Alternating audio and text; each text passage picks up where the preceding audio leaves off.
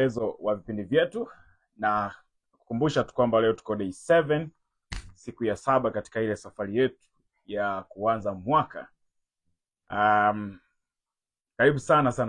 Tutakuwa tukiangalia part 3 au sehemu ya 3 ya somo letu ambalo tulikuwa tumelianza. Somo letu lilikuwa likilenga zaidi kuhusiana na kitu kimoja ukifanya kila siku kitaamua mwaka wako. Kitu kimoja ukifanya kila siku kitaamua mwaka wako. Ni somo fulani hivi ambalo ni very sensitive. Sio yale masomo ambayo yana vibe, ni yale masomo ambayo yanaongea na watu wachache ambao wako serious. To be honest, alikupaswa kufundishwa public ili somo, kwa sababu linahitaji concentration na linahitaji mtu ambaye yani for sure ameamua.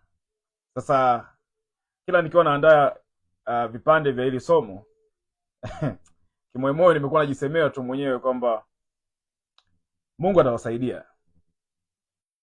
Yani nimekuwa najisemea tu mwenyewe kwamba hapa Mungu inabidi aingilie kati, kwa sababu sio somo la kufurahisha, sio somo ambalo unaweza kushangilia. Na kama mmegundua kwamba sijakuwa na encourage sana kushangilia, kwa sababu najua ni serious subject. Sasa basi, napokwenda kumalizia kipengele cha 3 cha somo hili na kusihi, sikiliza,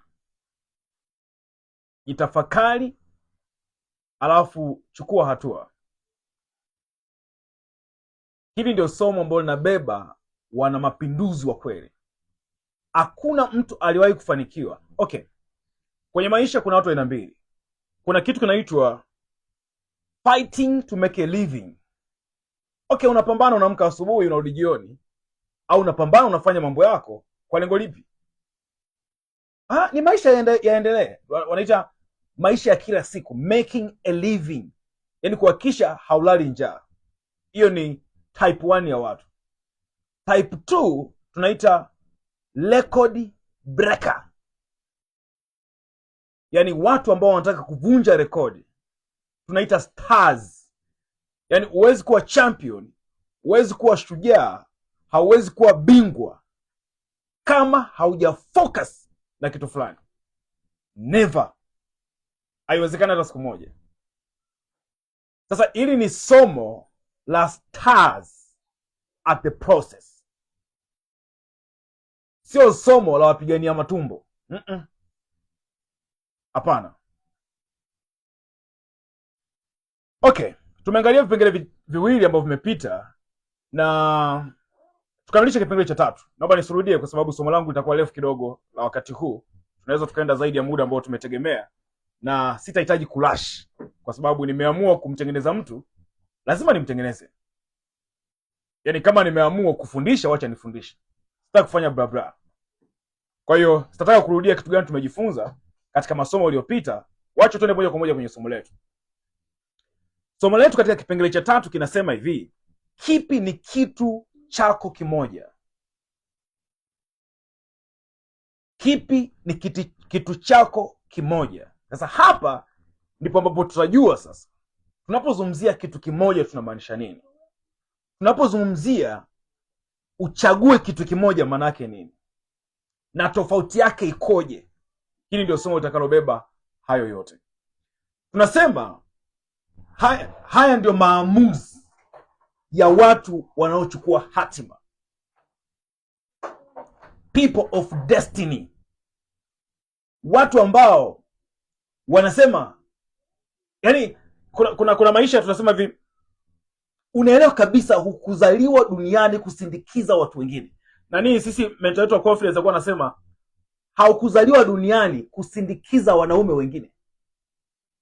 Ulizaliwa duniani ku create a pace, to create a way, to be a champion. Haijalishi umezaliwa familia mbovu kiasi gani, hujapelekwa shule, umepelekwa shule, haijalishi.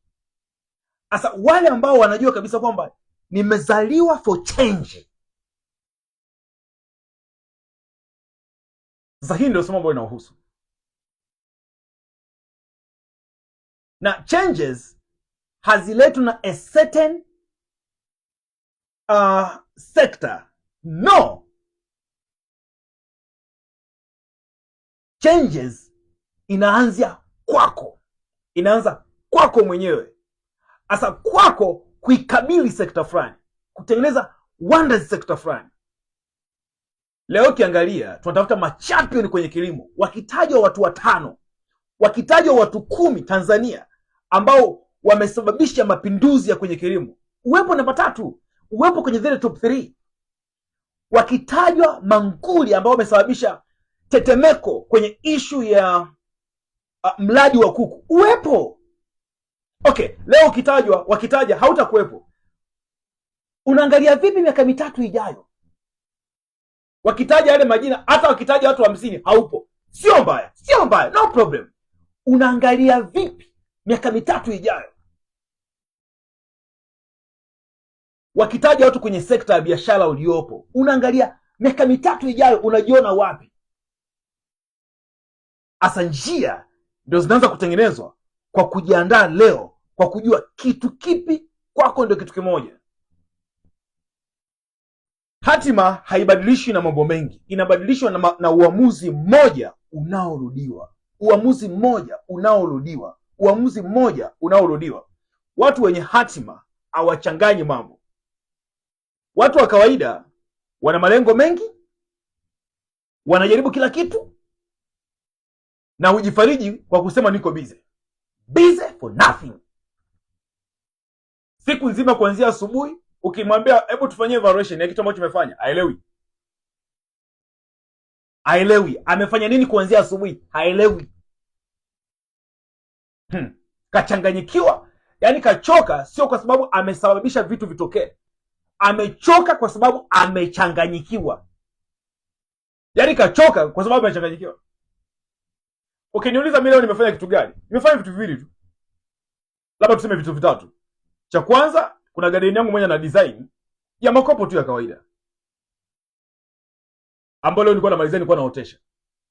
Na huo ni muda wangu mimi wa kupumzika. Alafu muda mwingine nilikuwa nakuandalia somo lolote ambalo nakufundisha wewe. Naliandaa sio chini ya lisali 1.5 mpaka masaa 2. Kwa hiyo uwezo kuniambia nilikuwa nafanya mambo mengi. No. Nimecancel vikao, sijui kulikuwa kuna vikao vya mambo ya dini, sijui nini, wamekurupusha tu. Ratiba imetoka, mimi sikuwa haikuwa nimepangwa, nikamwambia siji. Niko focused na kitu changu ambacho nafanya mpaka nimalize 10 days. Baada hapo ndo nitaanza kufungua masikio kwamba kuna kitu gani kwa kinaendelea. Why? Siwezi kuwa a man of destiny kwa kujichanganya. No. Hapana. Sasa unakuta mtu amechoka, hajachoka kwa sababu amecreate values. Hajachoka kwa sababu amesababisha kitu kitokee. Amechoka kwa sababu amechanganyikiwa. Watu wa hatima huchagua jambo moja, kulinda jambo hilo kwa gharama yoyote. My friend, vitu vizuri vinalindwa. Kitu kizuri kinatetewa. Mimi nakumbuka mentor wetu wa confidence alikuwa anatuambia kitu kimoja. Yule bwana alikuwa analinda notebook zake. Yaani ilikuwa sio rahisi ukashika notebook zake. Na kweli jamaa akili ilikuwepo. Yaani alikuwa analinda notebook, anakuambia no. Haiwezi notebook yangu kashikwa kirahisi. Ana value vitu vyake ambavyo viko ndani kwenye hicho kitu ambacho ameandika. Tunasema hapana ise. Anaonesha peni ambazo ametumia mwezi mzima. Yaani box karibia limeisha. Unasema Mungu wangu, kitu gani hicho? Sisi leo ni mazao yake. Na tunajivunia pia. Sijawahi kuwa mwalimu mimi. Mimi niwahi kuwa motivation. Yaani kwa napenda kuhamasisha, tunaongea tu bila kuandika. Kama no. Huwezi kuwa standard katika staili hiyo. You must write. Andika chini. Kwa sababu ukiwa unaongea bila kuandaa utakuwa ropoka tu mambo ambayo hayaeleweki. Nasema what? Leo hii nimeandika vitabu 38. Na hiki ambacho nawafundisha cha 39 kwa sababu hiki ndio nimeandika mwaka huu. Toka 2018 niliacha kuandika vitabu. Sasa kitu gani nataka kuzungumzia? Watu wa hatima kulinda jambo lao kwa gharama yoyote. Hawahitaji kelele ili wapate matokeo, hawahitaji kelele ili wapate matokeo, kwa sababu mambo yote makubwa yanajengwa kimya kimya, yanajengwa in silence. Hawahitaji kuprove kwa watu wengine kwamba no, matokeo yataongea. Na siku zote sasa hivi unanisikiliza hapa, hakuna mtu anakupigia makofi, hakuna mtu anakushangilia. My friend, nenda katunze ambao nimekufundisha, kaanze kuyafanyia kazi. Twende miezi 3, haijawaka miezi 6, bado haijatetemesha, twende mwaka mmoja, tuone nini kinatokea. Kama hautaanza kutajwa katika mtaa wako au katika sehemu uliopo kutokana na vision ambayo umeset. Watu wa hatima hawahitaji kelele. Tofauti sio akili, usijivunie akili. Tofauti ni decision, tofauti ni maamuzi, uamuzi wa kuchagua. The power of choice. Wamechagua hiki ndio nacho nacho, hiki hapana. Naomba usiniharibie mwelekeo kwenye project yangu ya bustani ambayo nimeianza. I want to cause the waves kwenye bustani. Usiniharibie mwelekeo. Hiki ndicho nilichokichagua na nitatembea katika hiki. Unajua sio kuna fursa nyingine imetokea. No, stop that. Hao ndio watu wa hatima. Swali la msingi la kujiuliza, kipi ni kitu chako kimoja? Si swali la kujisikia vizuri, sio swali la kupanga mwaka, ni swali ambalo nini kinatawala ratiba yako? Nini kitaamua maamuzi yako leo?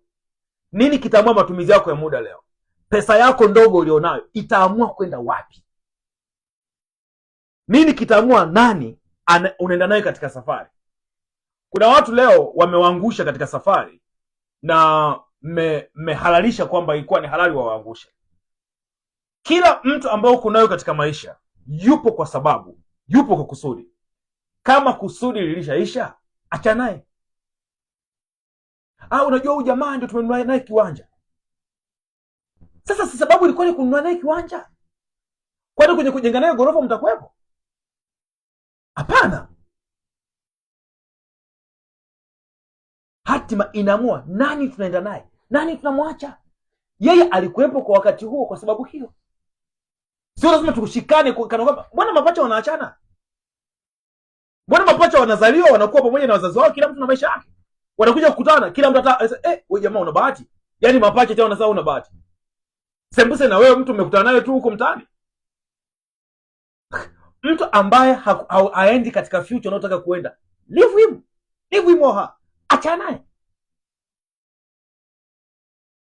Achana naye. Focus na watu ambao mnatembea nao katika hatima. Mbona iko wazi kabisa, ukitembea na mwenye hekima utakuwa na hekima. Umeshajua jamaa sasa hivi imekuwa jinga, alikuwa na akili siku hizo. Siku hizi hovyo. Siku hizi unaweza ukaamka ulikuwa unamtegemea mtu asubuhi, ameshakuwa mtu ajabu. Unashare idea, unaweza anakuambia mambo ya kijinga kabisa. Wewe ni mtu uko focus, unatafuta maarifa. Unaambia sikiliza, sasa hivi kuna program zimeanza ambazo tunaweza tukaona, unajua ndio muda kuangalia ile movie nzuri. What? Alafu unaanza kusema nikina nini unajua nikianza kumpinga pinga, ataona mimi sijui nimekuaje. Wewe.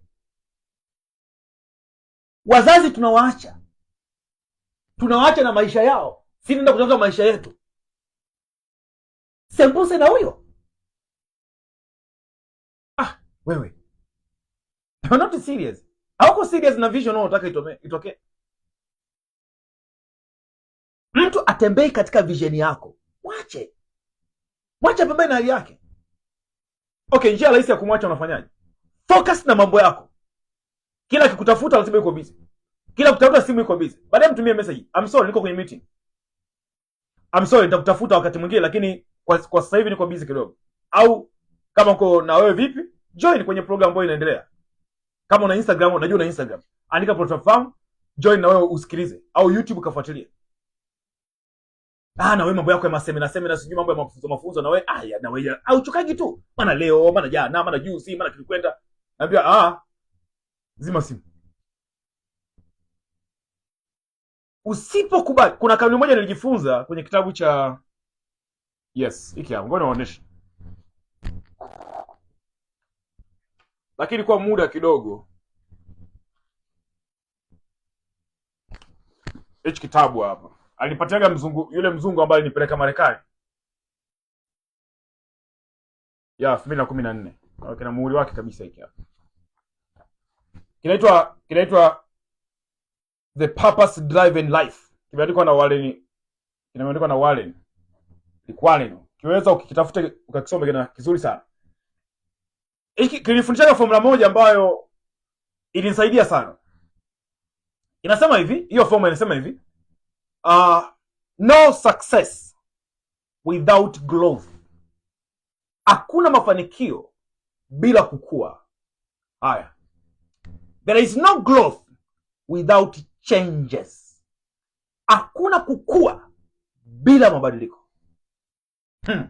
Haya. Anasema there is no changes without losing. Hakuna mabadiliko bila kupoteza. Haya. There is no losing without pain. Hakuna kupoteza kusikoumiza. My friend, for sure utaumia. Na mpotezaji rafiki yangu, mtu ambaye nimekuwa naye kwa muda mrefu, lakini usipo undergo process ya kumpoteza, unakataa mchakato wa kukua. Ukishakataa mchakato wa kukua, unakataa mchakato wa mafanikio. Huwezi kuwa mtu yule yule, mwenye mambo yale yale, mwenye kitu kile kile, alafu kategemea uwe ni mtu wa tofauti. Hapana. Haiwezekani. Lazima useme kwamba hapa lazima hicho kiweze kutokea. Kwa mfano sasa hivi mimi focus yangu ya mwaka huu ni kuhakikisha nasimamisha academy yangu. By force, by power. Nasimamisha academy. Na ikiwezekana mwaka huu na register baadhi ya watu kwanza kuja na kusoma. Sasa sitaki kusikiliza future story ya nani, sijui cha jukiri kwenda. Focus yangu imesimama katika hiyo kitu. Naandaa syllabus, kuna baadhi ya vitu naviandaa kuhakikisha imesimama. Mwaka ukiisha nitafurahia kuona wow, niliplay part yangu na kitu kimesimama. Hasa nipate na kukutana na rafiki yangu mmoja anasema, unajua tulisoma na wote, sijui kilikwenda wapi, sijui bla bla. Kama hauko right kwenye maono yangu, unanipotezea muda. Oh my gosh. Nimesema somo leo ni refu kidogo na nitatamani isihash, lakini all in all naamini Mungu atatusaidia. Ukishindwa kujibu swali hilo, maisha yatakujibu kwa niaba yako. Ukishindwa kujibu swali hilo, ni kipi kitu chako kimoja, maisha yatakujibu. Maisha yatakujibu. Sasa sikiliza. Kuna maamuzi matatu ya watu wanaochukua hatima. Hapa nisikilize vizuri na nisikilize kwa makini. Kuna maamuzi matatu. Yaani sifa ya maamuzi unayofanya, ukitaka kujijua unaigiza au umedhamiria. Hakikisha yana collide, yanaendana na mambo matatu tutakayozungumzia. Kwa sababu tunasema kwamba uongozi huonekana kwenye maamuzi, sio kwenye maneno. Maneno kila mtu anayo, lakini maamuzi sio rahisi. Namba moja, uamuzi wa kwanza, viongozi wanaoamua hatima. Viongozi wanaoamua hatima wanachagua, hawajaribu. Andika hiyo point. Maelezo yatakuwa mengi kidogo, lakini hiyo point ndio uiandike ikae juu. Viongozi wanaoamua hatima, wanao change direction, wanaofanya vitu vitokee, huwa hawajaribu, wanachagua. Wanachagua, hawajaribu. Maana yake nini? Tunaposema kujaribu, maana yake nini? Kujaribu ni kucheza na muda. Wacha nijaribu nione. Kujaribu ni kucheza na muda. Kujaribu ni kisingizio cha kuacha. Yaani tayari umeacha kabla hujaanza. Najaribu. Yaani umeshaacha. Lakini tu unatufunika kuonekana umefanya. Lakini umeshaacha. Ukishasikia mtu anasema najaribu, hamna kitu. Ni kisingizio cha kuacha. Kujaribu ni kusema nitaona itakuwaje. Huko ndio kujaribu. Imesema viongozi wanaobadilisha mwelekeo hawajaribu, wanachagua. Kuandaa hii program ya siku 10 sijaribu.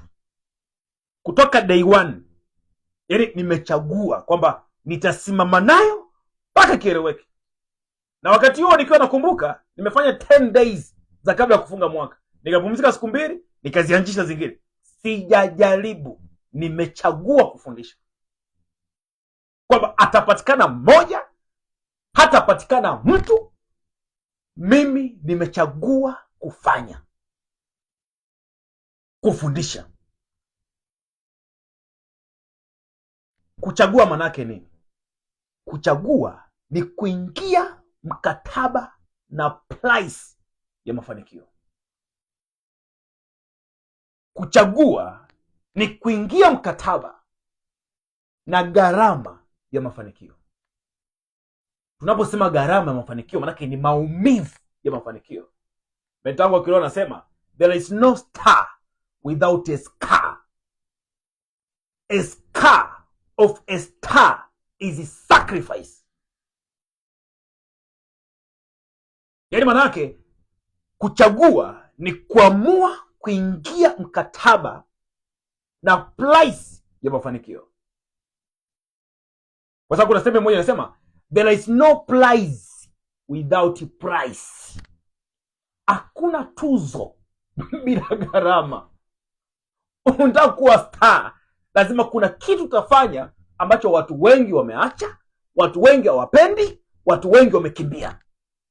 Hapo nitakuwa star. Tofauti na hapo, tabaki kama watu wengine. Hii ndio inalipa sana hii. Okay sawa. Hii vipi? Bwana wewe, watu wengi wamefeli. Hiyo waliofeli ndio naitaka hii. Kuku, utaweza kweli kuku? Aise fulani kuku alikufa, yule alikufa alianza na 500 akafa wote. Okay, haina shida. Mimi nitakuwa wa kwanza kufanya kuku waweze kutokea. Kama kuna watu wamefanikiwa, na mimi nitafanikiwa. Kuwa na mentality ya mzazi. Na wewe mwenyewe ni mzazi, labda unanifuatilia. Mzazi anapompeleka mtoto shule, anasikia chuo kikuu walienda wawili. Katika ile darasa la watu walikuwa wanafunzi 100, walipoanza darasa la kwanza. Mzazi hajawahi kusema mtoto wangu ataingia kwenye watu 97. Yeye anachoamini ni kwamba katika wale watu 3 ambao walienda chuo kikuu, mtoto wangu ataenda. Ndio maana anampeleka mtoto shule. Katika kila safari ya mafanikio, katika program yoyote ambayo imefanikisha watu, huwa inakuwa ni 3/97. 3% ndio wanatoboa. 97 wanaachwaga. Swali linakuja, unataka kufanikiwa, unataka kufeli? Nataka kufanikiwa. Fanya kufanikiwa. Wewe unaangalia eti mbona 1% nyingi wamefeli? Unataka kuwa kwenye wengi. Kwani kati ya maskini na matajiri wapi wengi? Maskini na matajiri walio wengi ni maskini. Sasa chagua wengi basi. Sauti ya wengi ni sauti ya Mungu. Kakudanganya nani? Mungu anakuambia natafuta mtu mmoja atakayesimama katika haki, aliokoe taifa. Amekwambia natafuta watu wengi. Hiyo sauti ya wengi ni sauti ya Mungu, ni watu wasanii waliitengeneza ili kupata popularity. Mungu anatafuta mtu sahihi anayesimama. Sasa katikati ya wengi ambao wamefeli, unasema mimi ni huyo mmoja. Mimi ni hawa wachache ambao wameleta wengi. Simple and clear. Hayo ndio tunaita mafanikio. Sio stories za mafanikio. Hayo ndio tunaita mafanikio. Tunasema kuchagua ni kukubali gharama kabla ya faida. Faida inajulikana ipo tu. Yaani faida ipogo tu. Hakuna kazi ya bure. Simple and clear. Katika kila kazi kuna faida. Bali maneno ya midomo huleta umaskini. Focus na kazi. Ukifocus na kazi, faida itakuja. Swali linakuja. Okay, kazi ndio hii. Gharama za kulipa ni zipi? Ni hii na hii na hii. Usiingie kichwa kichwa. Okay, nataka kuingia kwenye mradi wa kuku. Hebu niambie, gharama za kulipa ni zipi? Nakwambia ziko 5 tu, wala sio nyingi. Ya kwanza, hakikisha una uelewa wa kina kuhusu mbegu bora, usikurupuke. Ya pili, hakikisha unajua eneo la kufugia, usikurupuke. Ya tatu, hakikisha unajua udhibiti wa magonjwa kabla hajatokea, usikurupuke. Ya 4, hakikisha una details za kutosha kuhusu lishe na chakula, usikurupuke. Ya 5, hakikisha una uelewa wa kutosha kuhusu mambo ya masoko. Mambo ya soko, usikurupuke. Jambo la 6, hakikisha una vyanzo sahihi vya taarifa. Ili ukikutana na changamoto, unajua wapi utapata taarifa. Ukilipa gharama hizo 6, lazima uwe champion kwenye kuku. Bustani, simple and clear. Hakikisha unaelewa kina kuhusu udongo.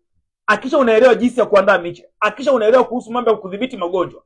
hakikisha unaelewa jinsi ya kufanya setup ya bustani katika eneo dogo. Then kama unataka kujia biashara, hakikisha unajua jinsi ya kupata soko kabla. Simple and clear. Hizo ndio price za kulipa. Naambia ndio hizi. Sawa. Naanza. Unachagua kukubali gharama kabla ya faida.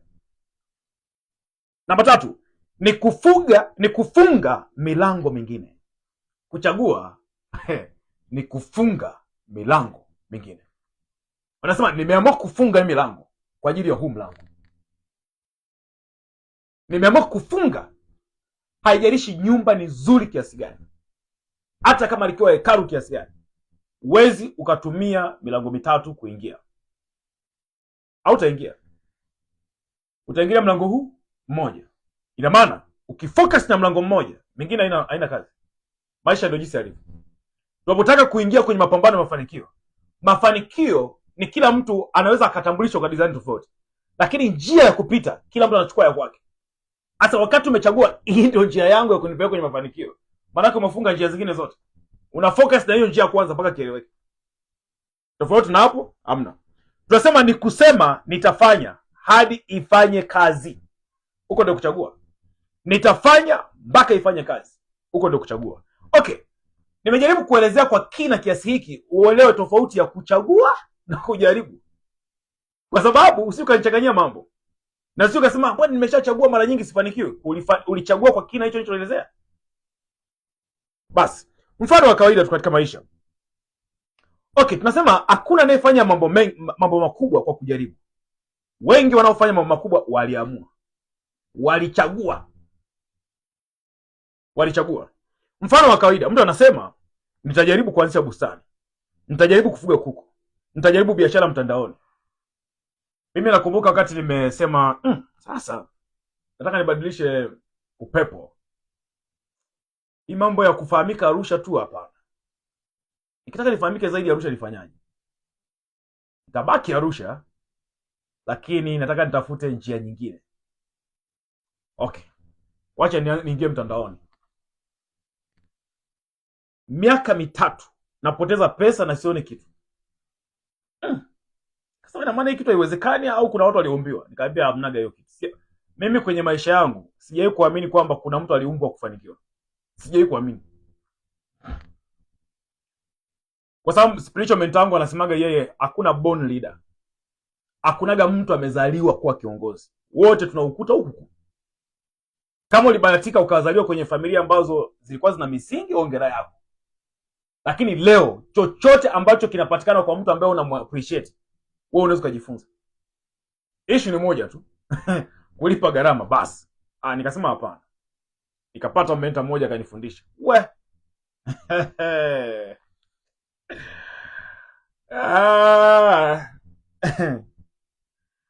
Maana halisi manake nini? Huyu mtu aliyesema nitajaribu kuanzisha bustani, nitajaribu kufuga kuku, nitajaribu kuanzisha kujaribu biashara mtandaoni. Unajua maana halisi nini? Amejipa ruhusa ya kuacha. Nitajaribu. Yaani upepo ukitokea tunasema mimi nilikuwa najaribu. Nilikuwa sijadhamiria. Mtu wa hatima anasema hivi, ninaanza bustani na nitajifunza kila kinachohitajika. Sio, unanielewa? Mtu aliyedhamiria kuleta mapinduzi hana nitajaribu. Anasema nitaanza bustani na nitajifunza kila kinachohitajika ili niweze kufanya vizuri. Simple and clear. Anasema ninaingia kwenye mfumo wa kuku na nitausimamia mpaka nione matokeo. Kwa sababu matokeo yanasababishwa, nitajua kitu gani kinasababisha. Na mpaka kitokee. Hiyo ndio tofauti. Hapa manake nini? Lugha inabadilika na lugha inabadilisha mwelekeo wa maisha. Siku zote maamuzi ndio yanayobadilisha mwelekeo wa maisha. Hakuna kitu kingine. Mfano kwenye bustani, mkulima anajaribu, anapanda bila ratiba, anaona changamoto, anabadili zao, anakosa mavuno ya uhakika, Wakati mkulima aliyechagua anaandaa udongo kabla, anakubali hasara za awali. Kuna changamoto za awali zitakuwepo tu, huwezi ukaenda straight hata siku moja. Anafanya maboresho badala ya kukata tamaa. Hatima yake nini? Mmoja anajifunza kila mwaka, mwingine anarudia makosa kila mwaka. Ndio maana kwenye somo lililopita nilitoa mfano nikasema, mtu anafanya eka 10 anapata gunia 4, miaka na miaka na miaka. Maana yake nini? Yule mtu anarudia makosa yale yale na hajawahi kukaa chini akajiuliza mbona anafeli. Ndio maisha tulionayo. Wewe unaona kila mwaka unaenda, mbona sikui, mbona siongezeki? Nikiambiwa nitaje vitu ambavyo nimefanya vinavyoonekana mwaka huu, sina vya kuonesha. What is the problem? Hujawahi kukaa wewe na kikao na serikali ya akili yako kufanya nini? Tathmini. Mwisho wa siku nini? Unarudia makosa kila mwaka. Huo ni uamuzi wa kwanza. Tumesema watu wanaofanya mambo makubwa hawajaribu, wanachagua. Namba 2, wanakataa vitu vizuri ili walinde kilicho muhimu. Wanakataa vitu vizuri ili walinde kilicho muhimu. Siku zote kwenye maisha hautatoboa kirahisi. Kuna kitu kinaitwa distraction. Distraction ni kitu chochote ambacho kinataka kukuvuruga usifocus na unakoelekea. Na huwa havivi vitu vibaya, vinakuwa vitu vizuri. Hasa vitu vizuri vina tabia moja, vinakuja kukuondolea focus. Vinakuja kuondolea msimamo. Jaribu hii fursa. Jaribu hii fursa. Hii fursa isa ukiikosa umepoteza maisha yako.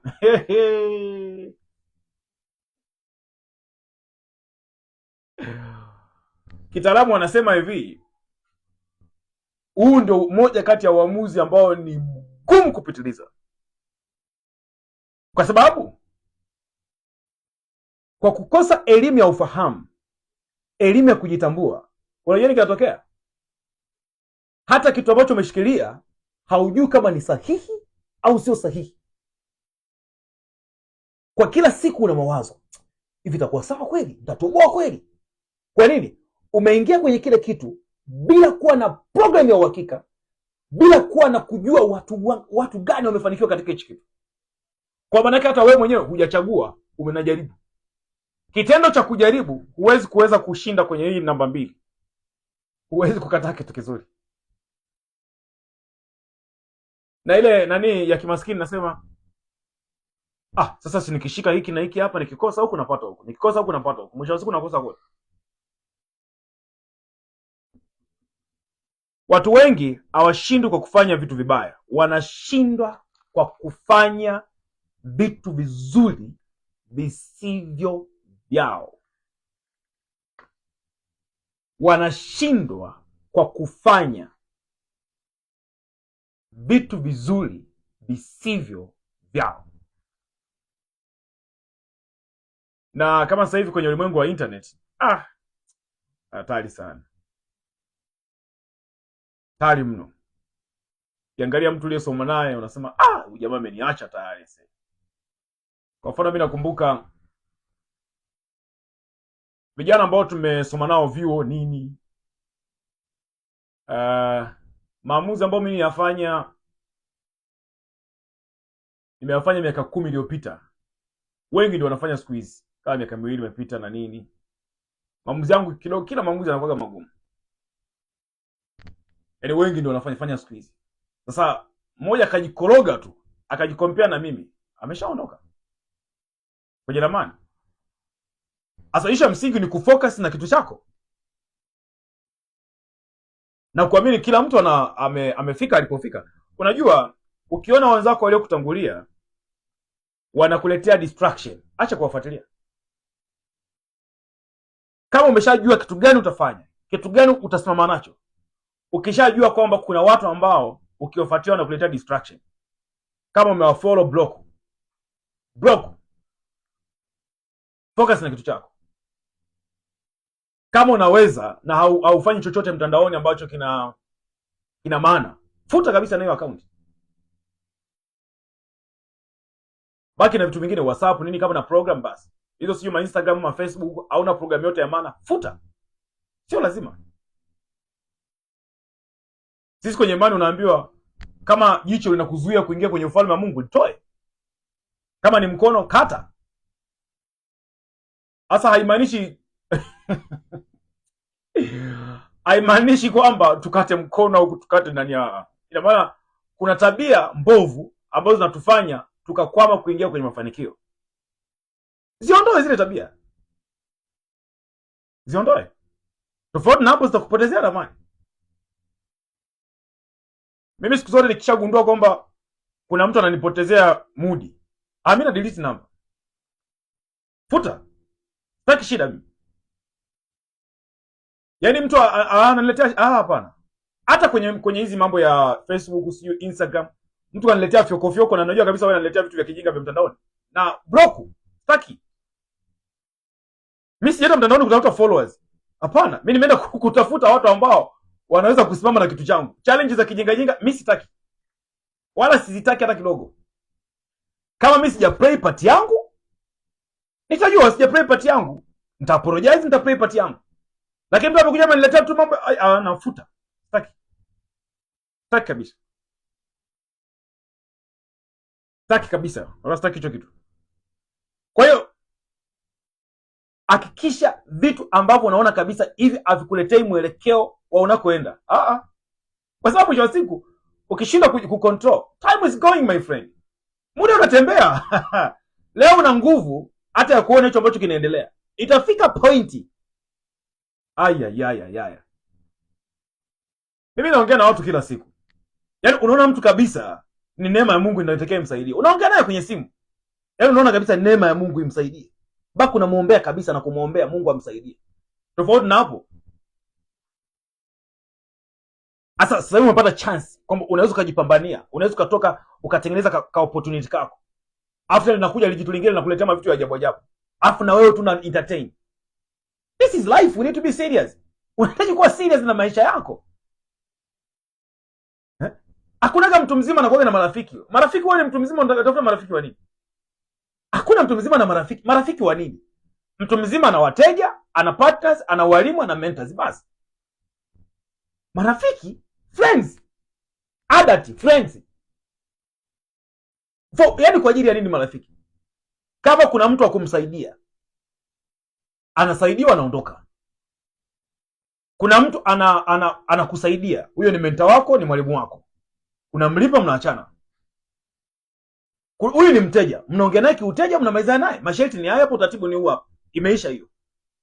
Urafiki unatoka wapi mtu mzima na urafiki? Hatima haiangamizwi na makosa makubwa. Inaangamizwa na mambo mazuri yasiyo ya lazima. Nimeshaelezea sana.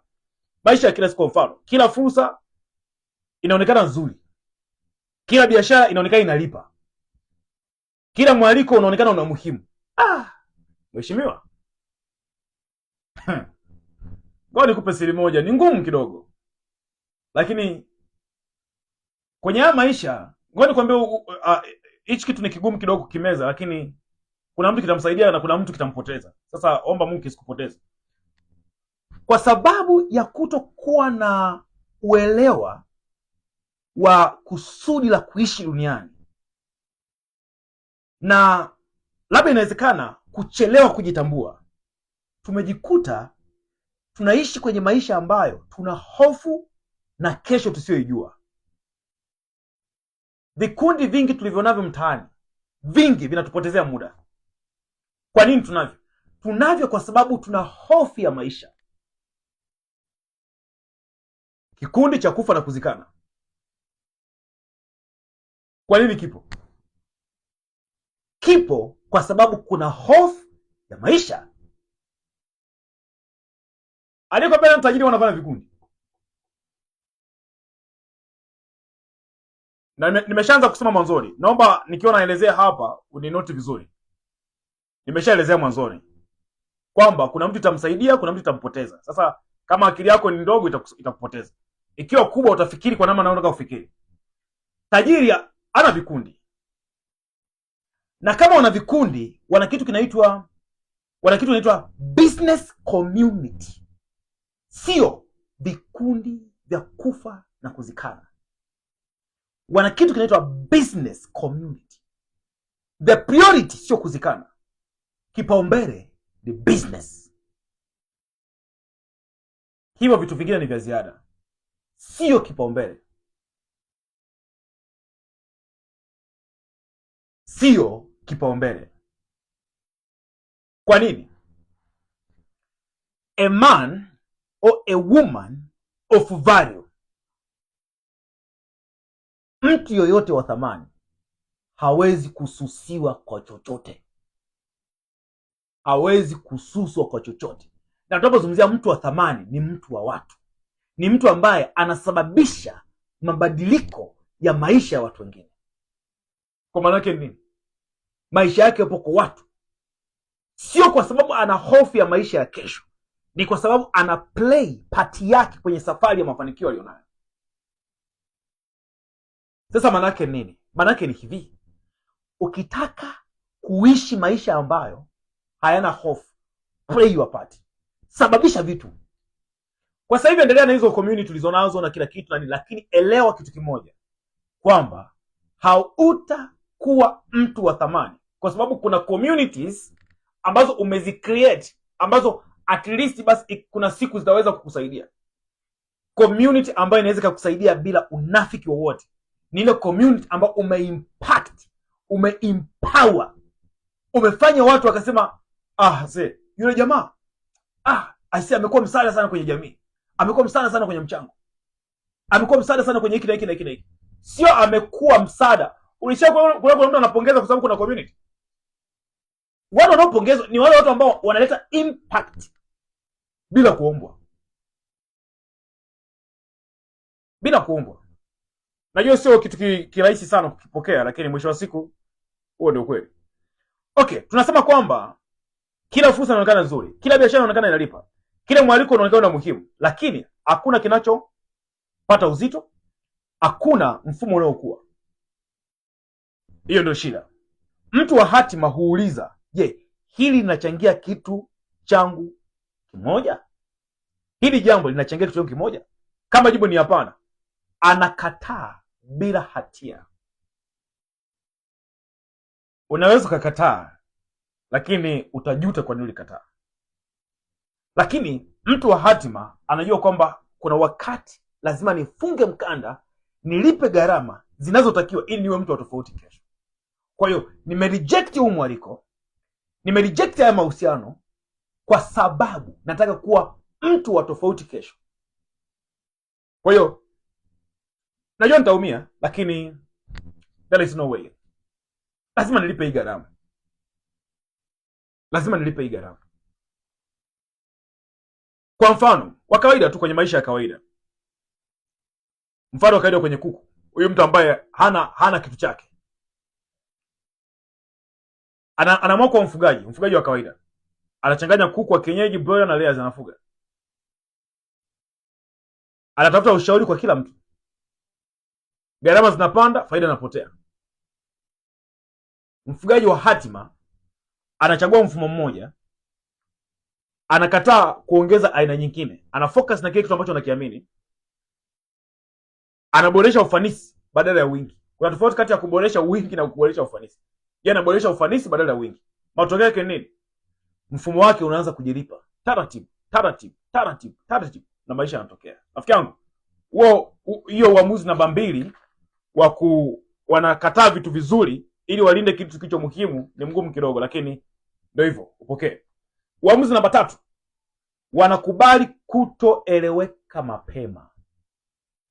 Wanakubali kutokueleweka mapema. Ukweli mgumu ni huu. Hatima, tunapozungumzia mafanikio makubwa, tunapozungumzia hatima mafanikio makubwa hayaji kwa kupigiwa makofi mwanzoni, hayaji kwa kupongezwa mapema, hayaji kwa kueleweka na jamii. wapambanaji na watu waliofanya vitu vikubwa huwa wanaonekana wamekwama, huwa wanaonekana wamepoteza dira. Na basi sekunde moja nifunge mlango.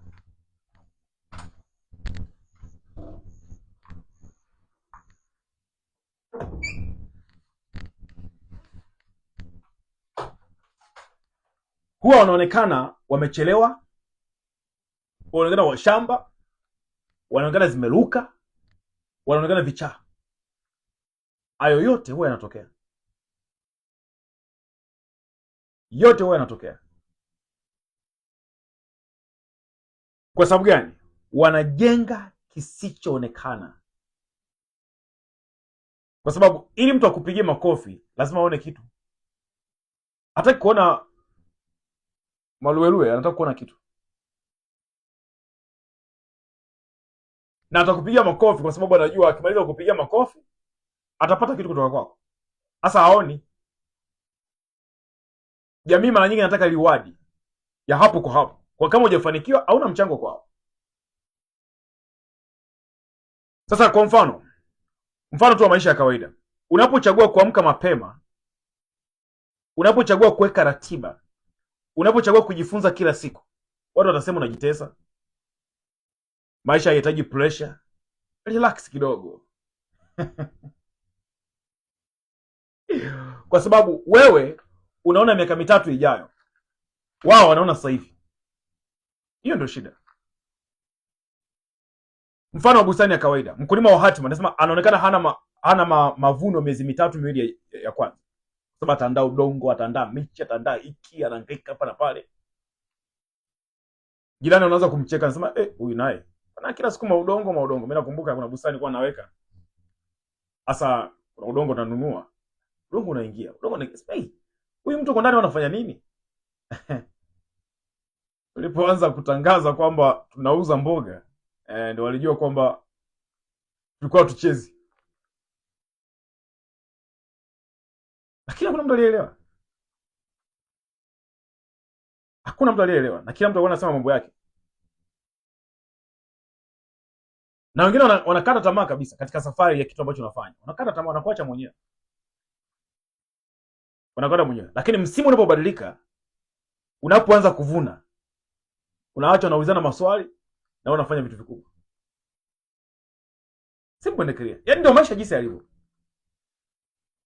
Sasa mambo matatu ambayo nimekufundisha ambayo yanahusu maamuzi, nimesema cha kwanza, kuchagua bila sio kujaribu. Kuchagua sio kujaribu. Cha pili, kukataa mambo mengi ili kulinda umuhimu. Kataa vitu vizuri kulinda umuhimu. Na kitu cha tatu, kuvumilia kutokueleweka kwa muda. Hicho lazima utakutana nacho na lazima pia ukikubali. Tofauti na hapo, haya. Sasa tuangalie ukikosa hata hilo moja, maana yake hatima yako iko mashakani. Tuangalie dalili ya kwamba hujachagua kitu kimoja cha muhimu. Dalili ya kwamba hujachagua kitu kimoja cha muhimu. Namba moja, una mipango mingi lakini hakuna hata mpango mmoja unakuwa. Yaani una mipango hivi, lakini ukipima tu mwenyewe unaona hakuna unaokuwa. Unajua hapa korongo. Ya pili, unaanza vitu vingi lakini hakuna unachomaliza. Ndio yale mambo ambayo unakuta mwaka umeanza ushashikilia biashara 3-4. Inafika katikati ya mwaka 6. Unakuja kumaliza mwaka hakuna biashara iliwahi kuota. Hapo ujue ndugu yangu una shida. Namba 3, unachoka haraka bila sababu za wazi. Sio kwamba ni mvivu. Ni dalili ya kukosa uamuzi mmoja mkuu. Unachoka lakini hamna sababu za maana. Kama nilivyosema kwamba kuchoka hakuendani na thamani uliyotengeneza. Unachoka kwa sababu ya mahangaiko. Sasa hiyo inakuwa iko sawa. Hiyo inakuwa haiko sawa. Hiyo inakuwa iko sawa. Kwa mfano sasa hivi nikiamua na uwezo wa kuto kufundisha live yoyote mwaka mzima,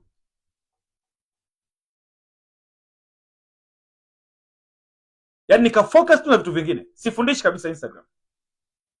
Nafanyaje? Nimeshafundisha siku 10 masomo masomo, kwa sababu zile siku 10 za mwanzo nimefundisha, kuna siku nyingi nimefundisha masaa 4. Chache nimefundisha masaa 3. Tuseme almost zote ni masaa 3. Ni masomo 30 kwa almost. Na kila moja lina saa moja mpaka dakika 20. Naamua sifundishi mwaka mzima. Kwani nimefundisha masaa 30, si ndio? Haya masomo ninayofundisha yote nimefundisha masaa 3 kila siku. Mara 10 masaa 30, nimefundisha masaa 60. Yale masaa 60 na namwajiri kijana mmoja tu wa kutengeneza zile videos, vipande vidogo vidogo, vitips vidogo vidogo vya kuweka kwenye Instagram, Facebook na kuendelea, vya masaa 60.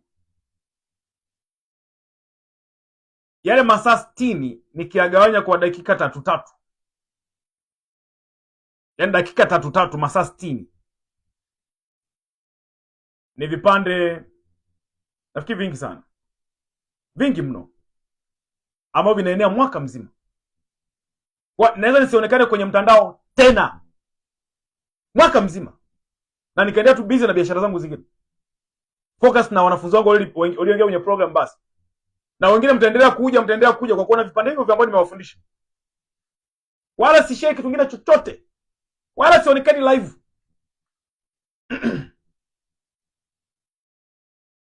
Inawezekana ndio. Kwa hii kazi ambayo unafanya sio kujichosha. Hapana, ni kazi ambayo inahifadhiwa. Kuna siku naweza nisifanye na maisha yakaendelea fresh kabisa. Wewe tu kijana mmoja anayefanya editing, kaa hapo. Kila siku nitengenezea vipande kimoja cha dakika 3 au dakika 2. Hata kwa siku nitengenezea vipande 3. Weka kwenye Instagram, weka kwenye Facebook, weka kila sehemu. Kwa sababu ni mafunzo, haya sio magazeti. Simple and clear. Sasa manake ni nini? Manake ni kwamba ukiona unachoka bila sababu ya wazi, yaani unachoka alafu hakuna thamani yoyote ambayo umeitengeneza, kuna shida. Kuna shida. Okay, sasa tumalizie somo letu kwa kuangalia kitu kimoja ambacho ni cha muhimu sana. Kitu chako kimoja kina sifa 3. Unapochagua kile kitu kimoja lazima kiwe kina sifa 3. Sifa ya kwanza, manake nini? Kwa nini naangalia hizi sifa? Hakikisha kabla ya kuchagua unapitisha kwenye hizi sifa 3. Sifa ya kwanza, kina nguvu ya kukuza matokeo. Kina nguvu ya kukuza matokeo. Kitu chako kimoja akikupi faida moja tu. Inabidi kile kitu kimoja unachokichagua kisikupe faida moja. Kinazalisha matokeo mengine mengi bila juhudi kubwa mpya. Kinazalisha matokeo mengine mengi bila juhudi moja mpya. Yaani bila juhudi mpya. Kwa mfano, kitu kimoja sahihi kinafanya mambo mengine yawe rahisi au yasihitajike. Yaani yasihitajike kabisa. Kitu kimoja. Sasa inategemea sasa kwenye biashara yako, kwenye kazi yako unafanyaje. Kwa mfano maisha ya kawaida. Kwa mfano kwenye biashara, kama wewe ni mfanyabiashara, kuna ujuzi mmoja, na kama wewe ni CEO founder, ukitaka kuwa mwanzilishi wa biashara ambao una thamani, unatakiwa ujifunze ujuzi wa kuuza. Kazi ya mfanyabiashara namba 1 ya CEO ni uwezo wa kuuza, kwa sababu mauzo ndio oksijeni ya biashara. Kama biashara yako haiwezi kuuza, inakufa. Utaajiri watu wengine wote, lakini na wewe lazima uwe una uwezo wa kuuza. Sasa huo ni ujuzi ambao ni kipaumbele, unatakiwa ujifunze. Sasa ukisema nitamaster, nafikiri nishaeleza hicho kitu kwamba niliwahi kutumia muda wangu mwingi kujifunza hicho kitu. Sasa kujifunza kuuza kuna rahisisha biashara, kuna rahisisha ajira, kuna rahisisha uongozi, hata mahusiano. Lakini sasa unafanya mambo 10 madogo madogo yasio na muunganiko, hamna kichambana hapo. Mfano wa kawaida kwenye bustani, kitu kimoja ambacho ni cha msingi sana kwenye bustani, na ndicho ambacho pia hata wanafunzi wetu wa program huwa tunawashikilia, ni issue ya kujifunza kutengeneza udongo. Unajua, ukishajifunza kutengeneza udongo,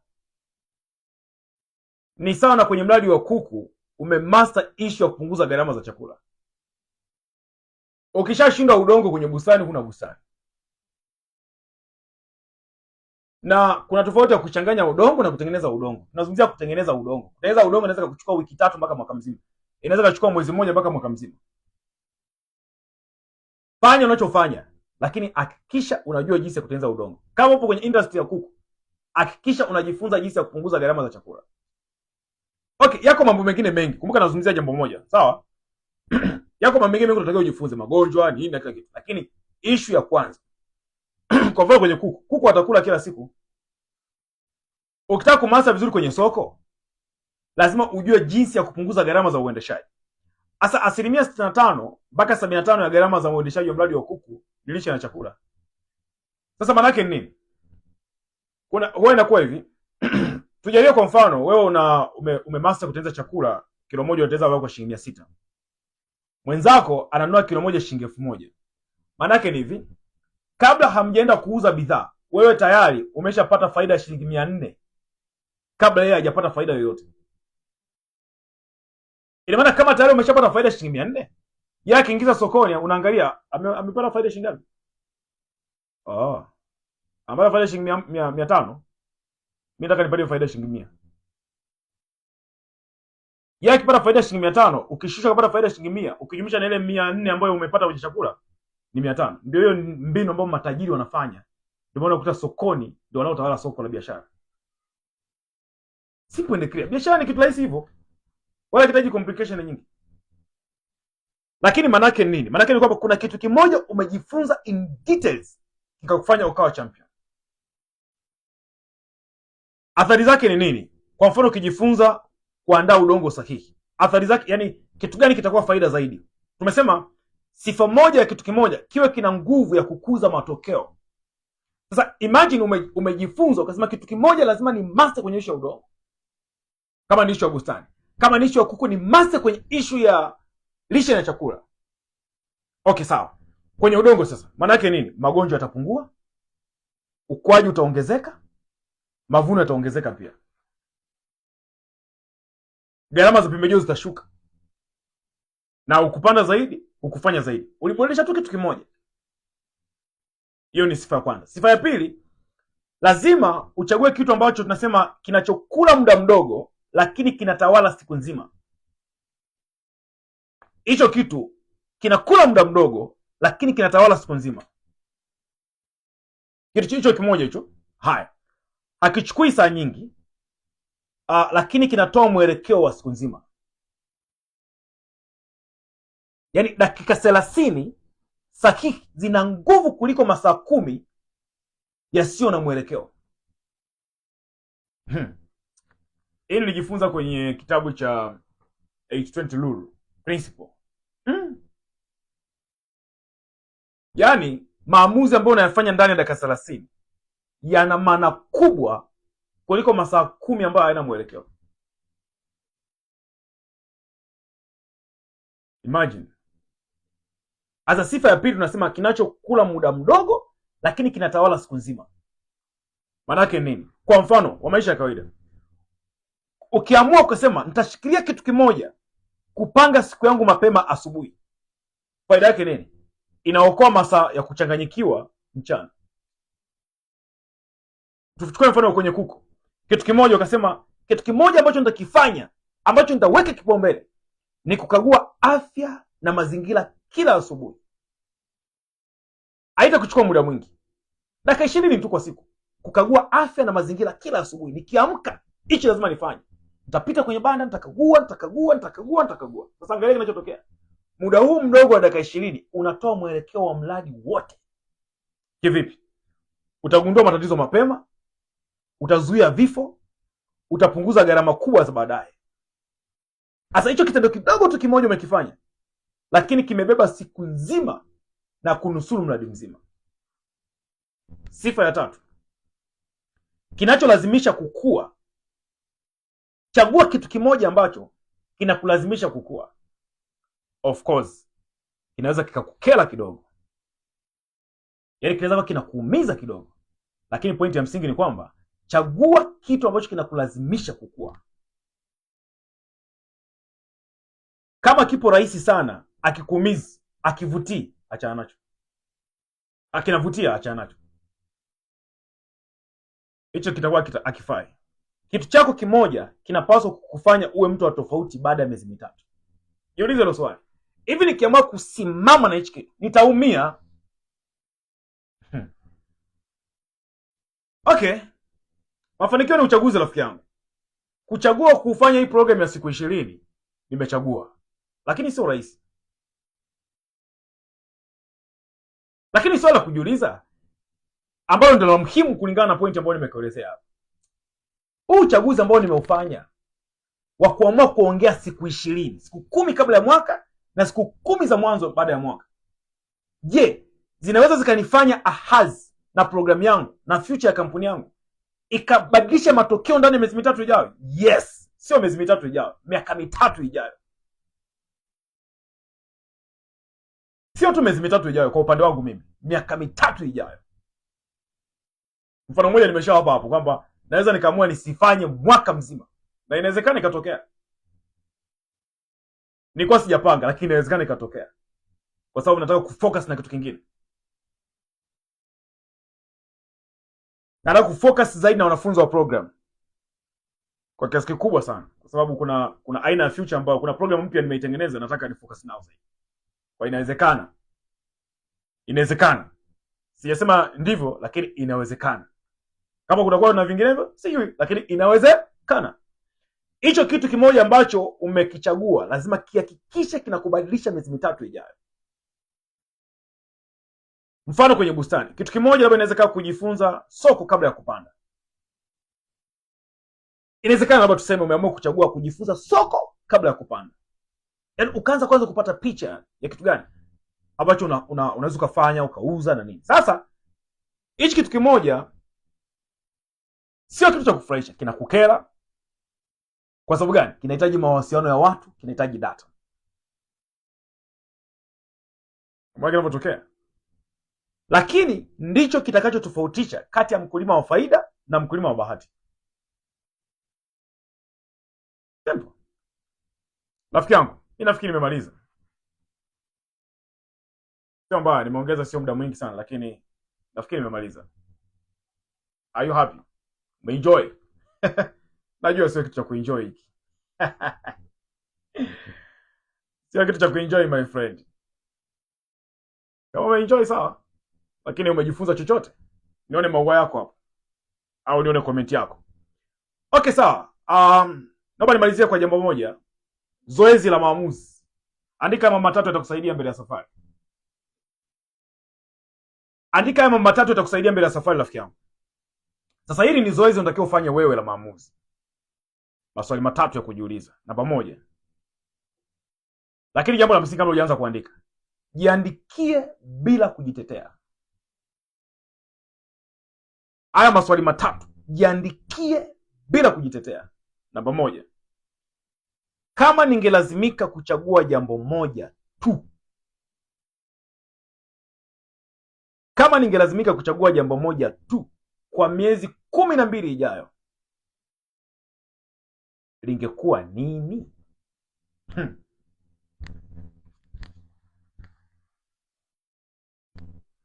Kama ningeamua kuchagua jambo moja tu kwa miezi 12 ijayo, lingekuwa nini?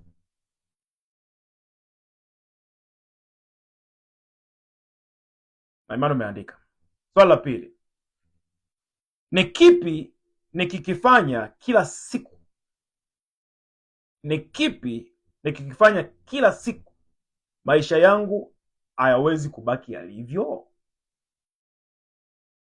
Kama nirudie. Ni nini nikikifanya kila siku?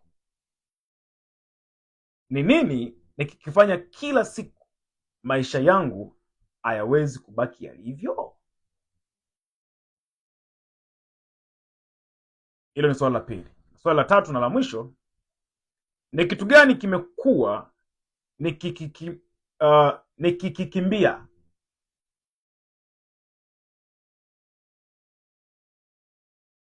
Ni kitu gani nimekuwa nikikimbia kwa sababu kinaumiza lakini kina nguvu?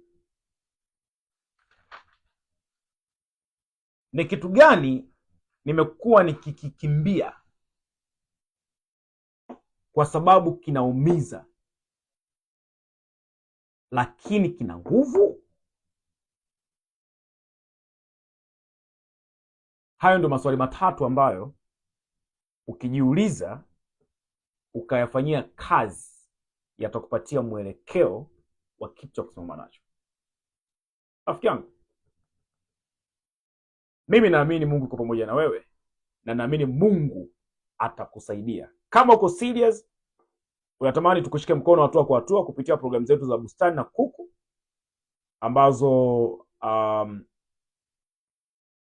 ambazo tutakusaidia hatua kwa hatua jinsi ya kujenga hatima kubwa kwa kuanzisha mradi nyumbani wenye uhakika, mradi wa bustani nyumbani wenye uhakika.